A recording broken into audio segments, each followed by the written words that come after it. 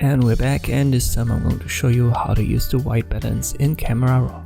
So we're going to use the Camera Raw filter in Adobe Photoshop, and this image, I'll copy that pressing Ctrl J, and I'll work with the copy. We've got the original as a backup and for comparison later on. Let's go to filter and open the Camera Raw filter, and there is the white balance. We've got three options: as shot, which is the original, auto, and custom. Let us use auto, and it gives us an automatic adjustment. And if we play around with that manually, you can see that the white balance automatically changes to custom.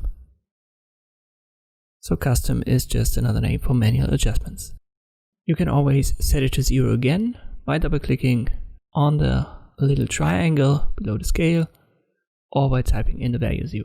Make sure that you've got it under treatment to color set, otherwise you can still adjust it, but obviously you're not adjusting the colors anymore, it's black and white.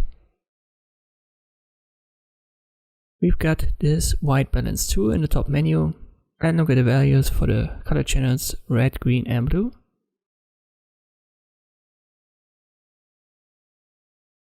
And if I click on it, it adjusts the values and makes them equal.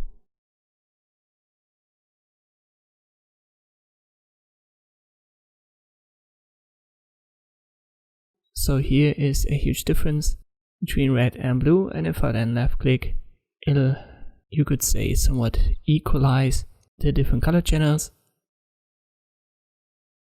Depending the color that you use this tool on, you'll get different results. Most of the time you want to start with the darkest point or the lightest point and see what happens. But you can also adjust it manually. Obviously, I want to make it a little bit colder, so I'll go down with the temperature. And I don't want to have that much magenta, so I'll go down with that as well. And it's just individual taste, so I'll play a bit around with the exposure. And when you're done, press OK, and you can see, if we compare to the original, that we could make it much colder with this white balance adjustments.